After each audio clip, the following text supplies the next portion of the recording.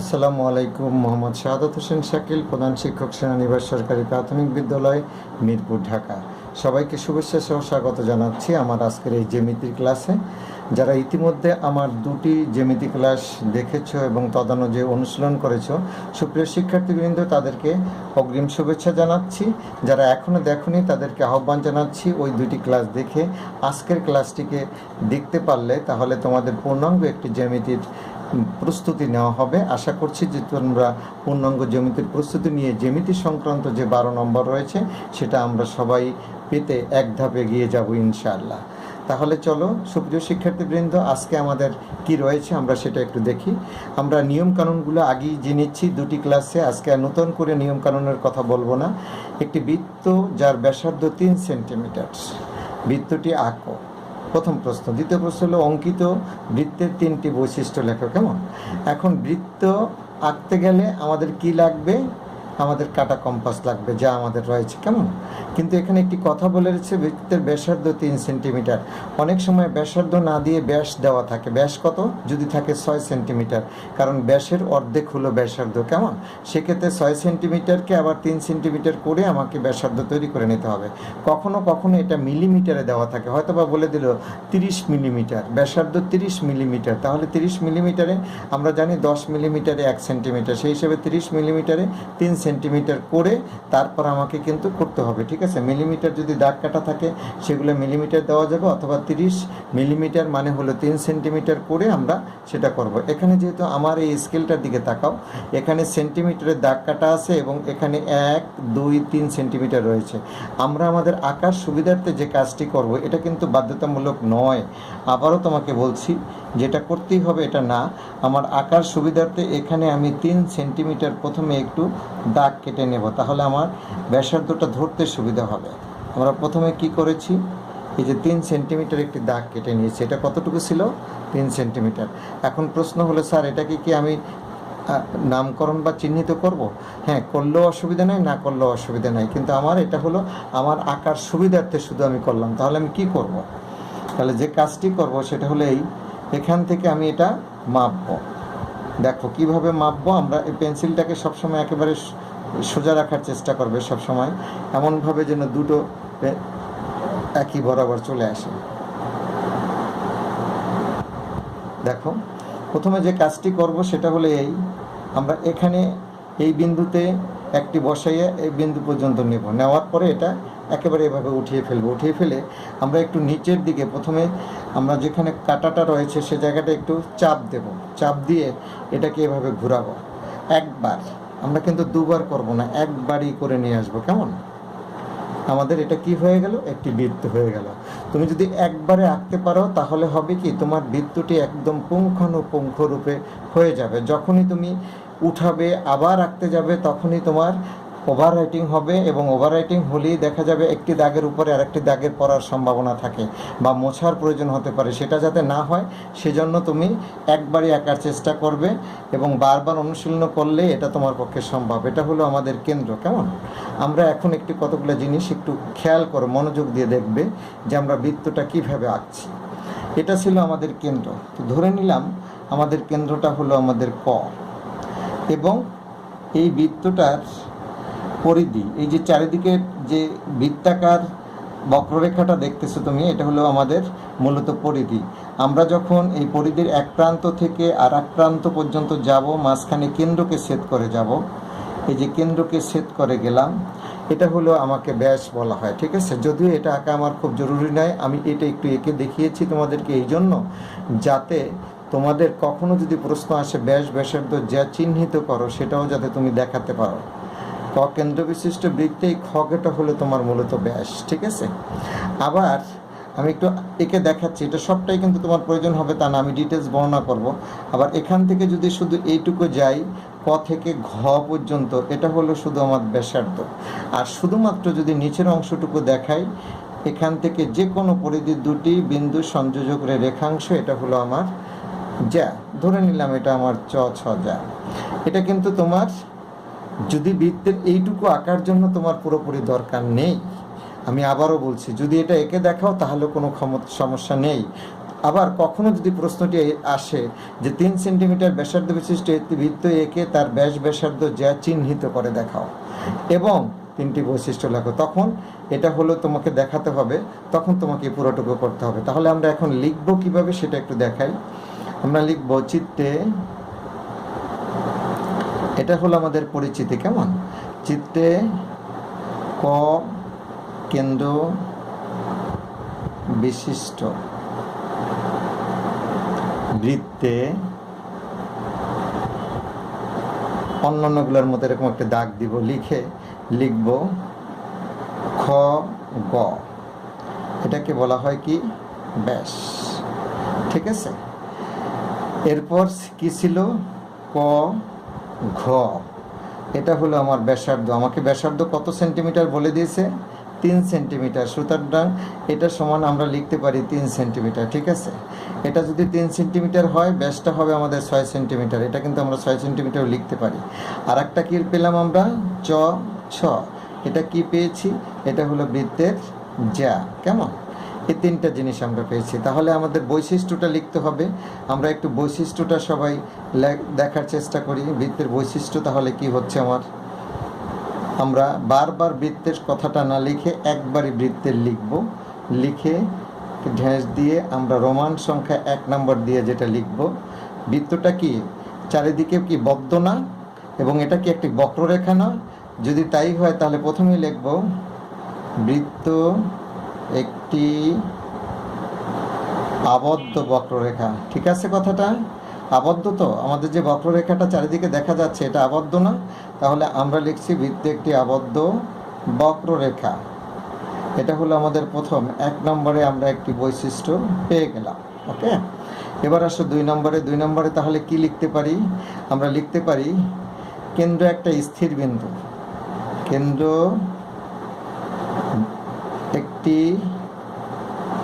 বৃত্তের কেন্দ্র একটি স্থির বিন্দু। এটার কোনো, এটাকে কেন্দ্র করেই যেহেতু আমরা বৃত্তটা আঁকি, সেই জন্য এটা সর্বক্ষেত্রে স্থির।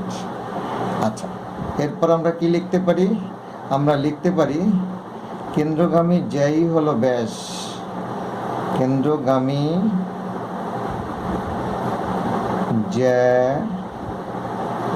ই হলো ব্যাস। কোনটাকে ব্যাস বলছি আমরা? সেটা হলো এই কেন্দ্রকে ছেদ করে যেহেতু খ গ রেখাটা গিয়েছে, সুতরাং খ গটা হলো আমার ব্যাস। এরপর আমরা বলছি যেহেতু 3টা থাকে, আমরা 4টা করে শিখিয়েছি, কেমন? তারপর লিখব যে বৃত্তের ব্যাস ব্যাসার্ধের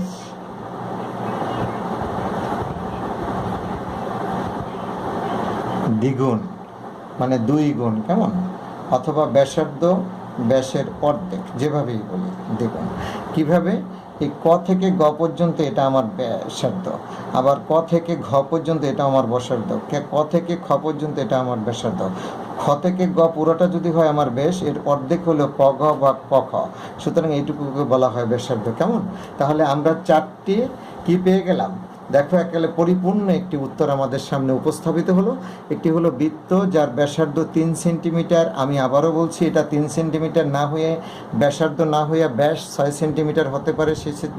সেক্ষেত্রে ব্যাস 6 সেন্টিমিটার লিখে পরে, সুতরাং ব্যাসার্ধ সমান 3 সেন্টিমিটার বের করে দেখাতে হবে। 6/2 বা এর অর্ধেক, 6 এর হাফ অর্ধেক করলে আমাদের 3 সেন্টিমিটার হবে। তারপর সেই 3 সেন্টিমিটার ধরে আমরা এটা কাজটি করব, কেমন? এটাও করতে পারবো। বা এই 6 সেন্টিমিটার রেখে তার অর্ধেক করে আমরা বৃত্তটা আঁকতে পারবো। এটা গেল একটা। আরেকটি হলো যদি আমাদের ব্যাসার্ধটা মিলিমিটারে অনেক সময় দেওয়া থাকে, যেমন 30 মিলিমিটার যদি বলা থাকে, যেহেতু 10 মিলিমিটারে 1 সেন্টিমিটার, 30 মিলিমিটারে হবার 3 সেন্টিমিটার, তখন 3 সেন্টিমিটার বের করে আমরা ব্যাসার্ধ বের করে আমরা বৃত্তটা আঁকবো। বৃত্তটা এঁকে আমরা কিন্তু সরাসরি এই বৃত্তের বৈশিষ্ট্য যেতে পারি, কোনো অসুবিধা নেই। তবে আমাদের কখনো কখনো প্রশ্নে আসতে পারে একটি বৃত্ত এঁকে তার ব্যাস ব্যাসার্ধ চিহ্নিত করো। এই জন্য আমরা এই চিহ্নিতকরণটা দেখিয়ে দিলাম। তোমরা যদি চিহ্নিত করতে বলে তাহলে তো অবশ্যই দিতে হবে, আর যদি চিহ্নিত করতে নাও বলে তাহলে তোমরা দিতেও পারো, নাও দিতে পারো। খেয়াল করো খুব মনোযোগ দিয়ে। সেক্ষেত্রে ক হবে আমাদের কেন্দ্র, খ গ এটুকু ছিল আমাদের ব্যাস, তারপর ক ঘ এটা ছিল আমাদের ব্যাসার্ধ, যেটা বলে দিয়েছে 3 সেন্টিমিটার। অপরপক্ষে চ ছ এটা হলো আমার জ্যা। কেমন, এটুকু লিখলেই যথেষ্ট, এটা না লিখলেও কোনো অসুবিধা নেই। আমাদের চিত্রটা আঁকা হলো কি না অঙ্ক নির্দেশনা অনুসারে সেটাই হলো ইম্পর্টেন্ট বা গুরুত্বপূর্ণ। অপরপক্ষে আমরা যখন বৈশিষ্ট্যগুলো লিখব তখন বৃত্ত কথাটা বারবার না লিখে একবার বৃত্তে লিখব। এই বৃত্ত একটি আবদ্ধ বক্ররেখা, কেন্দ্র একটি স্থির বিন্দু, কেন্দ্রগামী যাই হলো ব্যাস, ব্যাসার্ধের দ্বিগুণ। ঠিক আছে, ঠিক আছে। হ্যাঁ, তাহলে আমাদের এই মোটামুটি গেল বৃত্তের বৈশিষ্ট্যগুলো আমরা পেয়ে গেলাম। তাহলে আমি আশা করছি যে বৃত্ত সংক্রান্ত প্রশ্ন আসলে তোমরা ভালোভাবে এর জবাব দিতে পারবা। আবারও বলছি 3 সেন্টিমিটার বা 30 মিলিমিটার অথবা 6 সেন্টিমিটার ব্যাস, এই কথাগুলো থাকলে এটা তোমরা এভাবে একে দেখাই দিতে পারো, আর না দেখালেও না দেখিয়ে যদি সরাসরি তোমরা বৃত্ত আঁকতে পারো তাহলেও হবে। কেমন, দুটোই তোমাদের জন্য প্রযোজ্য। ঠিক আছে, চলো আমরা তাহলে তারপর আর একটি দেখাই। এটা হলে আমাদের মোটামুটি একটি জ্যামিতি সম্পর্কে একটি রূপরেখা তোমাদের সামনে উপস্থাপিত হবে, এবং আশা করছি যে তোমরা এই 6টা অংশ যদি ভালোভাবে দিতে পারো তাহলে আমাদের পরীক্ষায় যে 2টি অংশ দিতে হয় সেটা আমরা ভালোভাবে অন্তত পরীক্ষা দিতে পারবো। একই সাথে এই জিনিসগুলো যাতে আমরা ভালোভাবে বুঝতে পারি, তদনুযায়ী যদি আমরা বারবার অনুশীলন করি তাহলে আমাদের বাস্তব জীবনে এর প্রয়োগ ঘটাতেও আমরা পারবো। তাহলে এসো, এরপরের প্রশ্নটা কী ছিল আমরা একটু দেখি। একটি ট্র্যাপিজিয়াম যার সমান্তরাল বাহু দুটির দৈর্ঘ্য যথাক্রমে 5 সেন্টিমিটার 3 সেন্টিমিটার, ট্র্যাপিজিয়ামটি আঁকো এবং অঙ্কিত ট্র্যাপিজিয়ামের 3টি বৈশিষ্ট্য লেখে। এটা খুব একটু জটিল, অনেকেই এটা করতে চান না বা সাধারণত করে না, কিন্তু আমি একটু বলি তোমাদেরকে। যেহেতু সেন্টিমিটার এখানে লেখা আছে সুতরাং আমরা এটাকে সামনের দিকে নিচ্ছি। নেওয়ার পরে আমরা দেখো খুব মনোযোগ দিয়ে দুটো জিনিস একসাথে করতে পারি। আমরা যদি মনে করি যে সাপোজ যে আমাদের সমান্তরাল বাহু দুটি বলছে 5 সেন্টিমিটার 3 সেন্টিমিটার, তাহলে প্রথমে দেখো আমরা সমান্তরাল বাহুর জন্য 5 সেন্টিমিটার নিচের ভূমিটা ধরলাম 5 সেন্টিমিটার, সুতরাং 0 থেকে এখানে একটি দাগ দেব, 5-এ একটি ফোঁটা দেব, 2টা ফোঁটা বিন্দু মিলিয়ে দেব আমরা, তাহলে আমার প্রথম 5 সেন্টিমিটার আঁকা হয়ে গেল। কেমন, আঁকা হয়ে গেলে দেখো খুব মনোযোগ দিয়ে আমার যাতে এটা সোজা হয় সমান্তরাল হয় এই জন্য কী করব, আমি এই রুলারটাকে ঠিক মাঝখানে বসাবো, নিচের যে রেখাটা টেনেছি সেই রেখাটাকে ঠিক মাঝামাঝি বরাবর নেব, নিয়ে এটাকে আস্তে আস্তে আস্তে আস্তে একটু এদিকে টেনে দেব। খুব খেয়াল করো, বা আমি যদি মনে করো যে আমি পুরোটাই সোজাভাবেই নিলাম তাতেও অসুবিধা নাই, এখান থেকেও নিতে পারো, বা তুমি মাঝখানে এটাকে এমনভাবে বসাবা যেন নিচের রেখাটা সমান থাকে। তো নিচের রেখাটা সমান থাকলে উপরে কত সেন্টিমিটার বলেছে, 3 সেন্টিমিটার। আমরা যদি 0 থেকে নিই সেটা একদিকে চলে যাচ্ছে, এই জন্য আমরা কি করব, এই যে 5-এর যে মাঝখানের যে অংশটা নেব সেটা হলো, ধরো আমরা 1 থেকে নিচ্ছি, 3 পর্যন্ত গিলে আমাদের কত হবে, 2 পর্যন্ত 1, 3 পর্যন্ত 1, 4 পর্যন্ত 1, 1 থেকে 2 পর্যন্ত 1, 2 থেকে 3 পর্যন্ত 2, 3 থেকে 4 পর্যন্ত 3। তাহলে আমরা 1-এ দিই একটি ফোঁটা, 4-এ দিই একটি ফোঁটা, তাহলে দেখো মোট 3 সেন্টিমিটার কিন্তু এখানে আমাদের হয়ে গেল। সুবিধা হলো কি, আমাদের সমান্তরাল যেহেতু বলে দিচ্ছে সুতরাং সমান্তরাল হলে সমান দূরে অবস্থিত হবে। আমরা যদি এই রুলারটাকে মাঝখানে বসিয়ে দিই তাহলে কিন্তু সমান দূরে হয়ে গেল। এটুকু একটু মাথায় রাখতে হবে। একই সাথে মাথায় রাখতে হবে নিচেরটা যেহেতু বড় উপরেরটা ছোট, এই উপরেরটা চেষ্টা করতে হবে এই নিচেরটার মাঝে ফালানোর জন্য। ঠিক আছে, আমরা এভাবে বসালাম। বসানোর পরে দেখো এখন আমরা শুধু যোগ করে দেব, আমাদের মূল কাজ শেষ হয়ে গেল। যোগ করে দেওয়ার সময় আমি আবারও বলেছি এখানে আমরা পেন্সিল বসাবো, এখানে আমরা পেন্সিল বসিয়ে এরপর যোগ করব, কেমন, যাতে আমাদের কোনোভাবে না নড়ে যায়, একটু শক্ত করে প্রয়োজনে আমরা ধরবো। এরপর আবার দেখো এখানেও এ দুটো আমরা যোগ করে দেব। যোগ করার আগে এই পেন্সিল দুটো বসাবো, বসানোর পরে তারপর আমরা এটাকে শক্ত করে ধরে আমরা এটা বসিয়ে দেব। তাহলে কিন্তু আমাদের একটি ট্র্যাপিজিয়াম এখানে আঁকা হয়ে গেল। এবার ট্র্যাপিজিয়ামটার আমরা কি পেয়েছি, এই সমান্তরাল বাহু একটা পেয়েছি 5 সেন্টিমিটার আর এটা পেয়েছি 3 সেন্টিমিটার। কেমন, এ দুটো লিখলাম। এবার আমরা এটাকে করি, কিভাবে করব, আমরা এটাকে ধরতে পারি। যেমন সাপোজ আমরা যদি বলি চ ছ জ ঝ, কেমন, আমাদের নামকরণ করলাম অথবা চিহ্নিত করলাম, তাহলে আমাদের একটি ট্র্যাপিজিয়াম কিন্তু ইতিমধ্যে আঁকা হয়ে গেল। এখন আমরা এর একটি সংক্ষিপ্ত বর্ণনা দেব। আমি আবারও বলছি যে বর্ণনাটা আমাদের খুব গুরুত্বপূর্ণ নয়, বর্ণনার জন্য আলাদা করে নাম্বার বরাদ্দ নেই, আমাদের মূলত আঁকা এবং এই নামকরণটাই যথেষ্ট। তারপরও একটি আদর্শ উত্তর পড়তে জন্য আমরা সাধারণত বর্ণনাটুকু লিখে থাকি। তখন আমরা লিখব চিত্রে চ ছ জ ঝ একটি ট্রাপিজিয়াম। ঠিক আছে, একটি ট্রাপিজিয়াম যার লিখে একটু টান দিয়ে লিখব এই চ ছ, এই দুটো বাহু সমান হলো কত? 5 সেন্টিমিটার। অপরপক্ষে জ ঝ, এই দুটো বাহু কত? 3 সেন্টিমিটার। এটুকু লিখলেই যথেষ্ট। কেমন? এরপর আসবো আমরা এটার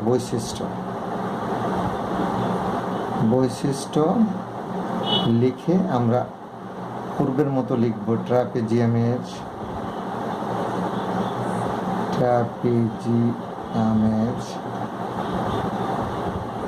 লিখে একটি টান দিয়ে আমরা রোমান সংখ্যা 1 নম্বরে যেটা লিখব, এক জোড়া এই বাহুটার এই বাহুটার সমান্তরাল। সুতরাং আমরা কি লিখব? এক জোড়া বাহু সমান্তরাল। এটার বৈশিষ্ট্য কিন্তু একটু জটিল, অনেকে বুঝে না, অনেকে লেখে না, এই জন্য কিন্তু একটু ভালোভাবে তোমরা বুঝে লিখবে। এক জোড়া বাহু সমান্তরাল। সমান্তরাল বাহু হলেই সেই দুইটা বাহু সমান হতে হবে তা না, যেটুকু রয়েছে সেটা সমান দূরে অবস্থিত কিনা সেটাই আমরা দেখব। এক জোড়া বাহু সমান্তরাল। আমরা রেল লাইনের আমরা দেখেছি, কেমন? রেল লাইন সমান্তরালভাবে বসানো থাকে, ঠিক আছে, কাঠগুলো। এক জোড়া বাহু সমান্তরাল। তারপর 2 নম্বরে যেটা আছে সেটা হলো এই সমান্তরাল বাহু দুটি কি সমান? কখনোই সমান হবে না। যদি সমান্তরাল বাহু দুটি সমান হয়ে যায় তাহলে সেটা কিন্তু কি হয়ে যাবে? সেটা আয়ত বা বর্গ হয়ে যাবে। সুতরাং আমরা এখানে লিখতে হবে সমান্তরাল বাহু দুটি সমান নয়। সমান্তরাল বাহু দুটি সমান নয়। কেমন? তাহলে এটা পেলাম দ্বিতীয়টা। 3 নম্বরে কি পেয়েছি? এক জোড়া পেয়েছি সমান্তরাল। তাহলে অন্য জোড়া কি সমান্তরাল? না। তাহলে লিখতে হবে যে ট্রাপিজিয়ামের অপর জোড়া বাহু সমান্তরাল নয়। অপর জোড়া বাহু সমান্তরাল নয়। কখনই হবে না। যদি হয়ে যায় তাহলে এটা সমান্তরাল, তাহলে ট্রাপিজিয়াম হবে না। তারপর দেখো 4 নম্বরে আমরা আরেকটু বেশি লিখি, কেমন? সেখানে কি লিখতে পারি? ট্রাপিজিয়ামের এই একটি কোণ, একটা কোণ, খেয়াল করো, একটু মনে করো, এই একটা কোণ, এখানে একটা কোণ, এখানে একটা কোণ, এখানে একটা কোণ, এই দুটাকে সন্নিহিত কোণ, এই দুটো হলো সন্নিহিত কোণ। এই ট্রাপিজিয়ামের এই সন্নিহিত কোণ দুটো হবে 2 সমকোণ বা 180 ডিগ্রির সমান। কারণ এটা একটা চতুর্ভুজ, এই চতুর্ভুজের 4 কোণের সমষ্টি হবে 3 সমকোণ বা 4 সমকোণ বা 360 ডিগ্রি। সুতরাং আমরা এখানে লিখব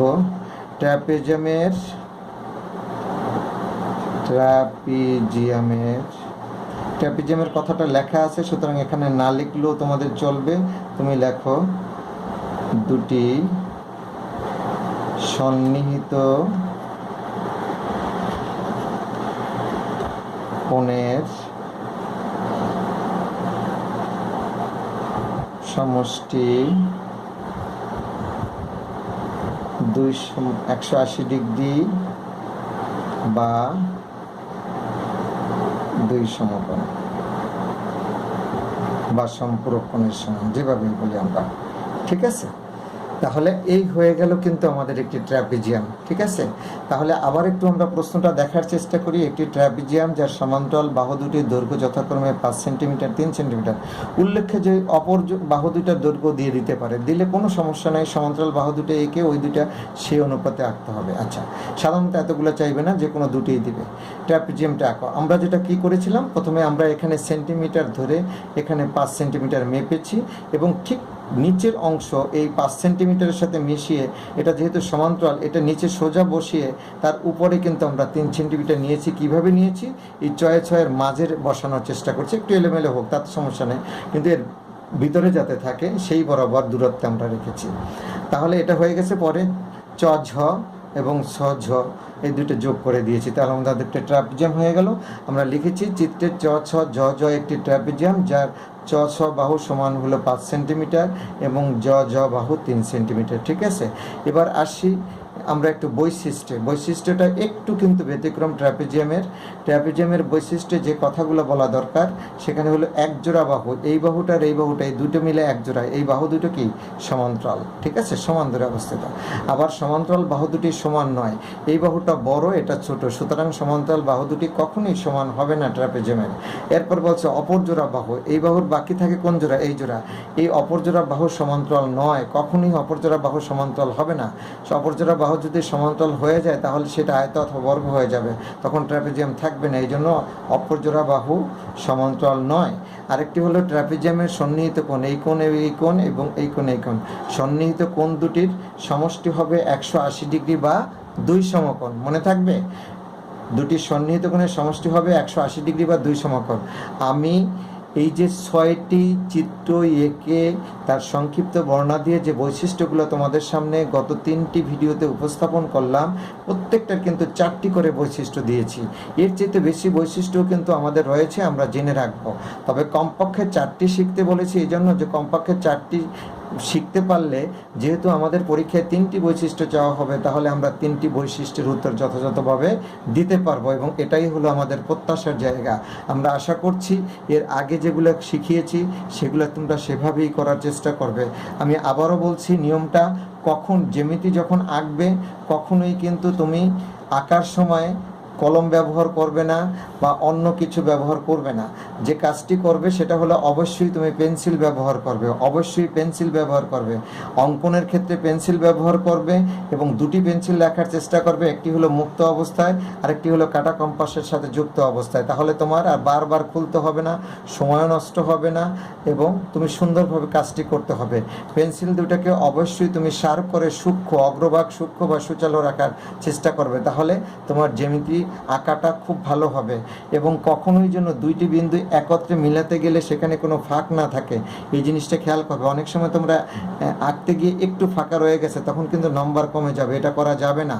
আর ওভার রাইটিং করা যাবে না, মোছামুছি করা যাবে না, চেষ্টা করতে হবে এগুলো মুক্ত করার জন্য। আর এগুলা মুক্ত করে একটি চমৎকার চিত্র আঁকার জন্য যে কাজটি করতে হবে সেটা হলো, আমি যেভাবে তোমাদেরকে আঁকা শিখিয়েছি বা তোমাদের টিচার বা বাসায় অভিভাবকগণ যেভাবে শিখিয়েছে, সেই আঁকাটাকে তোমাকে একাধিকবার অনুশীলন করতে হবে। যতবার বেশি অনুশীলন করবে তত তুমি ফ্রি হ্যান্ডে চিত্রগুলো আঁকতে পারবে। চিত্র আঁকার পর সংক্ষিপ্ত একটু বর্ণনা দিবে, তারপর মূলত বৈশিষ্ট্য লিখবে। মূলত 3 মার্কস হলো চিত্রর জন্য আর 3 মার্কস হলো তোমার বৈশিষ্ট্যের জন্য। যদি আমি আশা করছি যে আমার এই 3টি ভিডিওর মাধ্যমে অন্তত এখানে যে 12 নম্বর আছে সেটা তুমি যথাযথভাবে অবশ্যই তুমি সেটা পেতে পারো, যদি তুমি যথাযথভাবে নিয়মিত অনুশীলন করো। তাহলে সুপ্রিয় শিক্ষার্থীবৃন্দ, আমরা জ্যামিতি থেকে বেরিয়ে গেলাম, কারণ আমরা একটু ধারাবাহিকতা লঙ্ঘন করে কিন্তু জ্যামিতিতে এসেছিলাম। আমরা আগামী ভিডিওতে আবার অনুশীলনী 6 অর্থাৎ অধ্যায় 6-এর ক এবং 6-এর খ অর্থাৎ ভগ্নাংশ সম্পর্কে প্রথমে ধারণা সম্পর্কিত একটি ভিডিও করব। ধারণা শেষ হয়ে যাওয়ার পরে এরপর আমরা যোগ্যতা ভিত্তিক এবং পাঠ্য বইয়ের যে সমস্ত বড় প্রশ্ন রয়েছে তার আলোকে বেশ কয়েকটি ভিডিও করে ও সম্পর্কিত ধারণাগুলো তোমাদেরকে ক্লিয়ার করার চেষ্টা করব। সে পর্যন্ত এই করোনাকালে তোমরা সুস্থ থেকো, তোমরা ভালো থেকো সে কামনা করছি। একই সাথে তোমাদেরকে আবারও মনে করিয়ে দিচ্ছি, কোনো প্রতিকূলতাকে ভয় পেলে চলে না, প্রতিকূল অবস্থাকে নিজেকে জয় করতে হবে এবং জয় করার জন্য যেটা করতে হবে সেটা হলো মনোবল দৃঢ় রাখতে হবে। তোমাকে অবশ্যই মনে রাখতে হবে আমাদেরকে স্বাস্থ্যবিধি মেনে চলতে হবে। তোমাদেরকে অবশ্যই মনে রাখতে হবে যে আমি প্রতি কিছুক্ষণ পরপর প্রতি সাবান পানি দিয়ে আমার হাত দুটোকে অন্তত 20 সেকেন্ড আমি ভালোভাবে ধৌত করব। এবং যে কথাটি বারবার মনে রাখা দরকার সেটা হলো এই, আমি সব সময় ভিটামিন সি সমৃদ্ধ খাবার বেশি খাবো, প্রোটিন সমৃদ্ধ খাবার বেশি খাবো এবং এ মুহূর্তে প্রয়োজন ছাড়া, অতি প্রয়োজন ছাড়া কোনো অবস্থাতে আমরা বাড়ির বাইরে যাব না। আমাদের সংসদ টেলিভিশনে ঘরে বসে শিখি এর আওতায় কিন্তু আমাদেরকে কি করা হয়, প্রাথমিক থেকে 5ম শ্রেণী পর্যন্ত বিভিন্ন ক্লাস পরিচালনা করা হয়। তোমরা সেই ভিডিওগুলো নিয়মিত দেখবে এবং সেখানে যে বাড়ির কাজগুলো দেওয়া হয় সেটাও নিয়মিত করবে এবং এই বাড়ির কাজগুলো একটি খাতায় সংরক্ষণ করবে। অবশ্যই আমরা স্কুল খুললে সেগুলো কিন্তু অবশ্যই পরীক্ষণ করব। একই সাথে 5ম শ্রেণীর শিক্ষার্থীদের জন্য আমার যে ধারাবাহিক ভিডিওগুলো সেগুলোও তোমরা একটি খাতায় সংরক্ষণ করে অনুশীলন করবে। এর মাধ্যমে আমরা একটা ভালো ফলাফল করব সে প্রত্যাশা রেখে তোমাদের কাছ থেকে আজকের মতো বিদায় নিচ্ছি। সবাইকে নিরন্তর শুভেচ্ছা। আল্লাহ আমাদের সহায় হোক।